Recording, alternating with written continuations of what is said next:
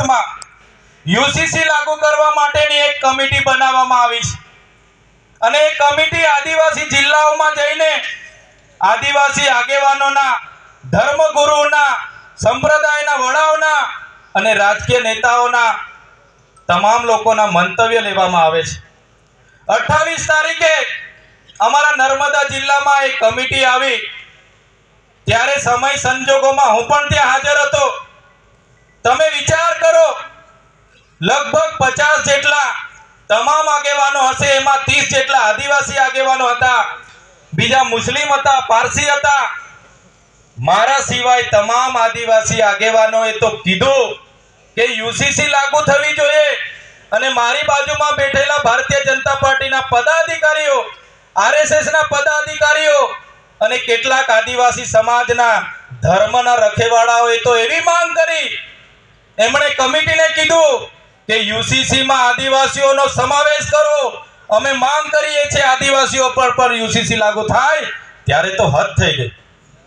શરમજનક બાબત છે કે જે આદિવાસી સમાજના લોકો તે આવી વાત કરતા હોય કે અમારે આદિવાસીઓ પર પણ યુસીસી લાગુ થવી જોઈએ. સાથીઓ, આ પરિસ્થિતિ આપણી વચ્ચે છે ત્યારે મેં ત્યાં હાજર રહીને એક કમિટીને કીધું કે ભાઈ, કમિટી જે બની એમાં કેટલા આદિવાસી, કેટલા માઇનોરિટી છે, કેટલા ઓબીસી છે ને કેટલા દલિત છે? એક પણ નહીં.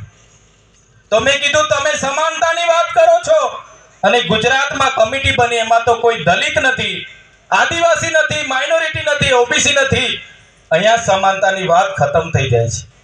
એમને મેં ફરી કીધું કે યુસીસી લાગુ કરવાની સત્તા માત્ર ને માત્ર સંસદના 2 ગૃહોને છે, લોકસભા અને રાજ્યસભાને. રાજ્ય સરકારોને કોણે સત્તા આપી યુસીસી લાગુ કરવાની?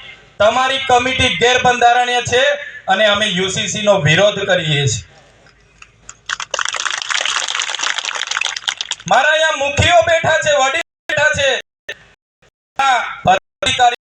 અધિકારીઓ મારો ખૂબ સારી જાણે છે. આદિવાસી સમાજના આદિ અનાદિકાળ પોતાની પરંપરાઓ છે, રૂઢિઓ છે,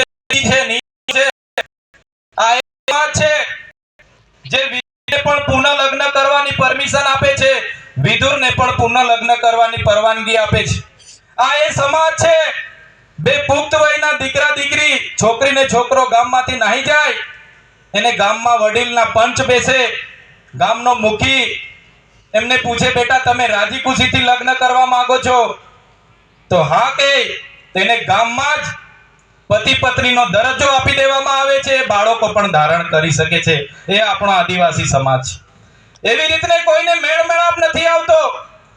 કોઈનો કોઈ પતિ હોય, પીવા વાળો હોય, રાતે આવીને બેનને મારપીટ કરે તો બેન કહે મારે આની સાથે જીવન નથી ગાળવું, મને છૂટું આપી દો. ગામનો મુખી બેસે, પંચ બેસે અને મન મેળાપ નથી આવતો તો ગામમાં પણ છૂટાછેડા આપણે આપી શકીએ છીએ. ગોદ લેવાની રસમ છે આપણે ત્યાં, ઉત્તરાધિકારી નક્કી કરવાની નીતિ નિયમો પંચો નક્કી કરે છે. બહુપત્નીત્વનો પણ રિવાજ છે, બહુપતિ પણ અમુક સમાજમાં જોવા મળે છે. માતૃશક્તિ પણ, માતૃસત્તા આપણા સમાજમાં જોવા મળે છે. ત્યારે આ ગુજરાતની સરકાર યુસીસી લાગુ કરવા માટે આવી રહી છે. ત્યારે મારા તમામ વડીલોને હું વિનંતી કરું છું, ગુજરાતમાં જો યુસીસી લાગુ કરવામાં આવે તે દિવસે આપણે રોડથી ઉતરીને ગુજરાતના પાટનગર સુધી જવા માટે તૈયાર થઈ જવું પડશે.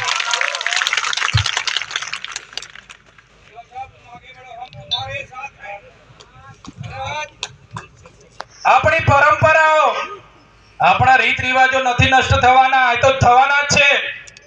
પણ સાથે સાથે આપણને બંધારણીય, શૈક્ષણિક અને રાજકીય અનામત મળ્યું છે.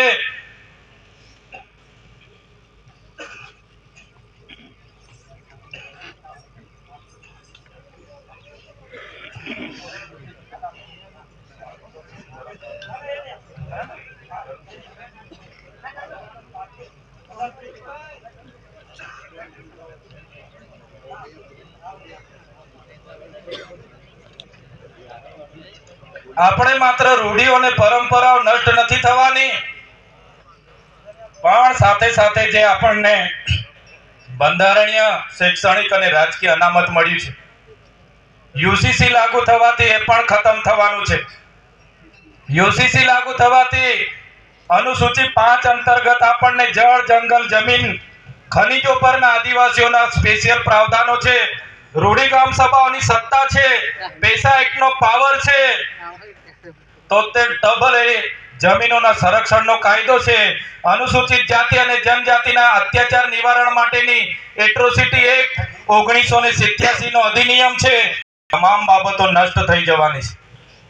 ત્યારે સાથીઓ, આ ગુજરાત સરકાર બંધના વિરોધમાં જઈને પોતાના રીતે બનાવીને આજે જિલ્લાએ ફરીને પોતાના એસએસના ભાજપના પદાધિકારીઓ ના જો સાબિત કરે જિલ્લાઓમાં અને ઠરાવ કરે છે કે યુસીસીનો સમર્થન કરે છે, આદિવાસીઓ પણ યુસીસી લાગુ કરવાની માંગ કરે છે. ત્યારે મારા તમામ વડીલો, તમામ યુવાનોને જાગવું પડશે. જો આપણે મજબૂતાઈથી રજૂઆત નહીં કરીશું, જો આપણે મજબૂતાઈથી લડવા નહીં ઉતરીશું, તો લખી રાખજો, આવનારા 2 મહિનામાં યુસીસી સમગ્ર ગુજરાતમાં લાગુ થઈ જશે. એની સામે આપણે લડવું પડશે. આપણા બાળકોના ભવિષ્ય માટે, આપણા જે સંવિધાનના પ્રાવધાનો છે એના માટે, આપણા બાપ દાદાઓએ પેઢી દર પેઢી આદિ અનાદિકાળથી સાચવેલી આપણી નીતિ નિયમો, રૂઢિઓ સાચવવા માટે આ યુસીસીની પણ આપણે વિરોધ કરવો પડશે. એના માટે આવનારા દિવસોમાં પણ આ વિસ્તારોમાં મારા આયોજક મિત્રોને વિનંતી કરું છું, શિબિરોનું આયોજન કરો, બધાને એક કરવાનું કામ કરો. બીજી વાત કરું મારા સાથી મિત્રો, હું વિધાનસભામાં જ્યારે આ બજેટ સત્રમાં પહેલી વાર ગયો ત્યારે રાજ્યપાલે સંબોધન કર્યું. સરકારે જેટલી લખીને એમણે આપ્યું એટલે આખા ગુજરાતની વાહવાહી એમણે કરી. એમણે કીધું આદિવાસીઓનું અમે આમ કરી દીધું, તેમ કરી દીધું, આદિવાસીઓ પાયલોટ બની ગયા, આદિવાસીઓ ડોક્ટર બની ગયા, આમ બની ગયા, તેમ બની ગયા, આદિવાસીઓને એમના અધિકારો મળી ગયા, અમે જનજાતિ દિવસ ઉજવતા થઈ ગયા. ત્યારે મેં રાજ્યપાલના સંબોધનમાં પહેલીવાર વિધાનસભાના ગૃહમાં જો કોઈ આદિવાસી ધારાસભ્યએ માંગ કરી હોય ભીલ પ્રદેશની, મને ગર્વ સાથે કહેતા આનંદ થાય છે. ગૃહમાં ભીલ પ્રદેશની આ વખતે આપણે માંગ કરી છે. આપણા ગૃહમાં કીધું, જો આદિવાસીઓનો વિકાસ આ સરકારો નહીં કરવા માંગતી હોય તો અમને અલગ ભીલ પ્રદેશ આદિવાસીઓની માંગ છે, અમારો અધિકાર છે, અમને આપી દો. અમે અલગ ભીલ પ્રદેશ બનાવીને આદિવાસીઓનો વિકાસ કરીશું.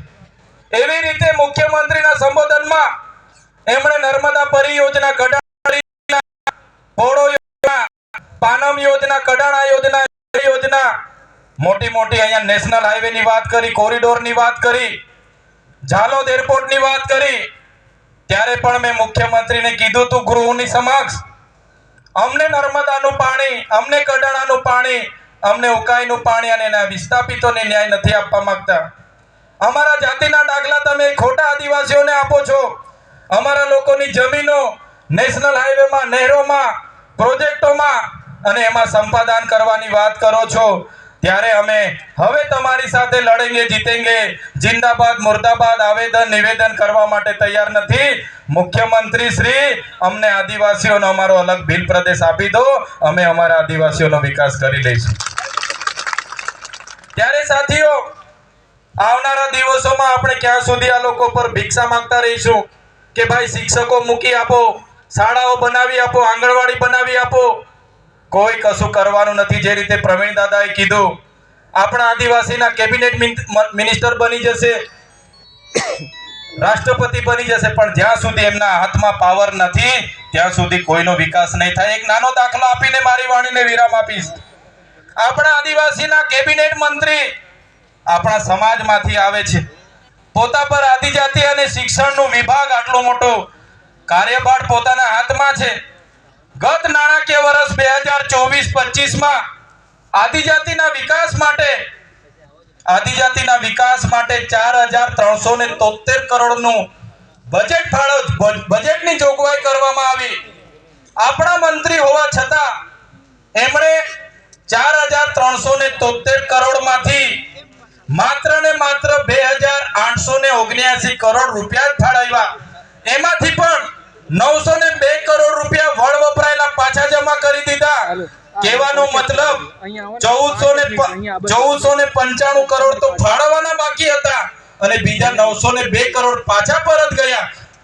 4373 કરોડમાં 2400 કરોડ આપણા કેબિનેટ મંત્રીએ વન વપરાયેલા રિટર્ન કરી દીધા. આ આપણા ચૂંટાયેલા પ્રતિનિધિઓની પરિસ્થિતિ છે. એટલે કોઈ આપણો વિકાસ કે ઉદ્ધાર કરી નથી દેવાનો. એના માટે આપણે જ આગવું પડશે, આપણે આગળ આવવું પડશે અને આવનારા દિવસોમાં આપણા બધામાંથી અવાજ ઉઠાવનારા, લડનારા, સમાજનું વિચારનારા લોકોએ રાજ સત્તામાં પણ આવવું પડશે. આ જ વાત સાથે મને વધારે બોલાય એમ નથી. સવારે પણ 6 કલાકનું ટ્રાવેલિંગ કરીને આવ્યા છે અને 2-3 દિવસથી મારી તબિયત પણ નરમ છે એટલે વધારે વાત નથી કરતો. પણ તમારી બધાની લાગણી મને અહીંયા સુધી લાવી, તમે અમારું સ્વાગત કર્યું, સન્માન કર્યું, અમને સાંભળ્યા એ બદલ તમામ વડીલો, માતા બહેનો, મુખીઓ, બુજુર્ગો બધાને મારા જોહાર નમન કરીને વિનમું છું. જય જોહાર, જય આદિવાસી. લાખ લાખ જોહાર વસાવા સાહેબ. પછી તમે યાર